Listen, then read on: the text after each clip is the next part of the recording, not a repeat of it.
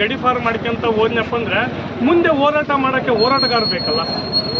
ಎಲ್ಲ ಬರೇ ಈ ಮೂರ್ಖರ ಆಳ್ವಿಕೆ ಮಾಡ್ಕೊಂತ ಹೋಗ್ಬಿಟ್ರೆ ಮೂರ್ಖರನ್ನ ಎಚ್ಚರಿಸಂತ ಒಬ್ಬ ಹೋರಾಟಗಾರ ಬೇಕಲ್ಲ. ಈ ಹಿಂದೆ ಬ್ರಿಟಿಷರು ಹೋರಾಟ ಮಾಡ್ಬೇಕಾದ್ರೆ ನಮಗೆ ಸ್ವಾತಂತ್ರ್ಯ ಬಂದದ್ದು ಹೋರಾಟಗಾರರಿಂದನೇ ಹೊರತು ಆಡಳಿತ ಮಾಡೋದ್ರಿಂದ ಬಂದಿಲ್ಲ.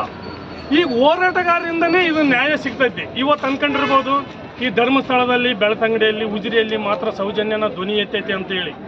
ಪ್ರತಿ ಮನೆಯಲ್ಲಿ ಯಾವ ತಂದೆ ತಾಯಿ ಹೆಣ್ಣು ಎತ್ತನೋ, ಯಾವ ಮಗ ಹೆಣ್ಣಿನ ಹೊಟ್ಟೆಯಲ್ಲಿ ಹುಟ್ಟೇನೋ, ಯಾವನೋ ಒಬ್ಬನ ಮೂರ್ಖ ಹೇಳ್ಬೋದು ಸೌಜನ್ಯನ ಬಗ್ಗೆ ವಿರುದ್ಧವಾಗಿ ಹೇಳ್ಬೋದು.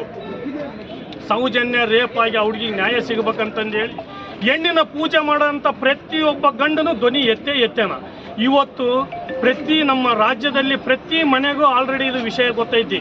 ಸರ್ಕಾರ ಮುಂದಿನ ದಿನಗಳಲ್ಲಿ ಇದಕ್ಕೆ ಸರಿಯಾದ ಕ್ರಮ ಜರುಗಿಸಿ ನ್ಯಾಯ ದೊರಕಿಸಿ ಕೊಡಲಿಲ್ಲದ್ರೆ ಸರ್ಕಾರನೇ ಪತನ ಆಗುವಂಥ ಒಂದು ಸ್ಥಿತಿಗೆ ಬರ್ತೈತಿ. ಯಾವ ಸರ್ಕಾರನೂ ಬರಲ್ಲ. ನೇಪಾಳ ಇದೇ ರೀತಿನ ಆಗಿತ್ತು. ನ್ಯಾಯ ದೊರಕಿಸಲಿಕ್ಕೆ ಆಗಲಾರ್ದಂಥ ಸ್ಥಿತಿ ಬಂದ ಮೇಲೆ ಜನನೇ ಸ್ವತಂತ್ರವಾಗಿ ಎದ್ರು. ಆದರೂ ನಮ್ಮ ಸಂವಿಧಾನ, ನಮ್ಮ ಬಾಬಾ ಸಾಹೇಬ್ ಅಂಬೇಡ್ಕರ್ ಭಾಳ ಪವಿತ್ರವಾಗಿ ಕೊಟ್ಟಾರ. ಪ್ರತಿಯೊಬ್ಬನು ಹೋರಾಡಬಹುದು, ಪ್ರತಿಯೊಬ್ಬನು ಕ್ವಶನ್ ಮಾಡಬಹುದು. ಇವತ್ತು ಮನವಿ ಕೊಡಲಿಕ್ಕೆ ಬಂದ ಹೊತ್ತಿನಾಗೆ ಮನವಿ ಕೊಡಲಿಕ್ಕೆ 5 ಜನ ಹೋಗಲೇಬಹುದು. ಆಯಿತು, ಇಲ್ಲ ಪೊಲೀಸರು ಕೊಟ್ಟಿದ್ದಾರೆ, ನೀವು ಮನವಿ ಕೊಡೋಕ್ಕೆ ಆಸ್ಪದ ಇಲ್ಲ, ನಾವಿಲ್ಲಿ ಪ್ರೊಟೆಸ್ಟ್ ಮಾಡೋಕ್ಕೆ ಕೊಟ್ಟಿಲ್ಲ ಅಂತೇಳಿ ನಾವು ಮನವಿ ಕೊಡಲಿಕ್ಕೆ ಹೋಗ್ಬಾರ್ದು ಅಂತಂದೇಳಿ ನಮ್ಮ BNS ಆ್ಯಕ್ಟ್ ಒಳಗೆ ಯಾವುದ್ರಲ್ಲಿ ಐತಿ? ಯಾಕೆ ನಮಗೆ ಅಧಿಕಾರ ಇಲ್ವಾ? ಈಗ ನಮ್ಮ ಮಗಳು, ನಮ್ಮ ತಂಗಿ, ನನ್ನ ತಾಯಿ, ನನ್ನ ಅಕ್ಕ ತಂಗಿ ಈ ಸ್ಥಿತಿಯಾಗ ಐತೆ ಅಂತಂದೇಳಿ ಯಾರು ಅನ್ಯಾಯಕ್ಕೊಳಗಾದ್ರೆ ಬಂದು ಯಾರಿಗೆ ನ್ಯಾಯ ಬೇಕಂತಂದೇಳಿ ಹೋಗಿ ಮನವಿ ಕೊಡೋಕ್ಕಾಗಲ್ಲ. ಆ ಮನವಿ ಕೊಡೋದು ಸಮೇತ ಈ ರೀತಿ ಕೂಗಿಸ್ಬೇಕಾ?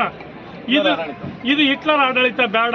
ಸರ್ಕಾರ ಒಳ್ಳೆ, ನಮ್ಮ ರಾಜ್ಯದಲ್ಲಿ ಒಳ್ಳೆ ಮುಖ್ಯಮಂತ್ರಿ ಅದಾರ ನಮ್ಮ ಸಿದ್ದರಾಮಯ್ಯನವರೇ. ನಮ್ಮ ರಾಜ್ಯದ ಜನರ ಪರವಾಗಿ, ನಾವು ಎಲ್ಲರ ಪರವಾಗಿ ನಿಮ್ಮನ್ನು ಕೈ ಮುಗಿದು ಕೇಳ್ತೀವಿ. ಇದು ಸೌಜನ್ಯ ವಿಚಾರನ ನೀವು ಗಂಭೀರವಾಗಿ ಪರಿಗಣಿಸಿ ಆ ಸಪ್ತರ ಅಂತ ಹುಡುಗಿಗೆ ನ್ಯಾಯ ನೀವು ದೊರಕಿಸಿ ಕೊಡಲೇಬೇಕು. ನೀವು ನ್ಯಾಯ ದೊರಕಿಸಿ ಕೊಟ್ಟಪ್ಪ ಅಂದ್ರೆ ಈ ಅಣ್ಣಪ್ಪ ಮಂಜುನಾಥ ಸ್ವಾಮಿನ ಯಾವ ರೀತಿ ನಾವು ಪೂಜೆ ಮಾಡ್ತೀವೋ ನಿಮ್ಮ ಮುಂದೆ ಅದೇ ರೀತಿ ಪೂಜೆ ಮಾಡ್ತೀವಿ ಅಂತಂದೇಳಿ ರಾಜ್ಯದ ಜನತೆ ಪರವಾಗಿ ನಿಮಗೆ ಕೈ ಮುಗಿದು ಕೇಳ್ಕೊಂತೀವಿ.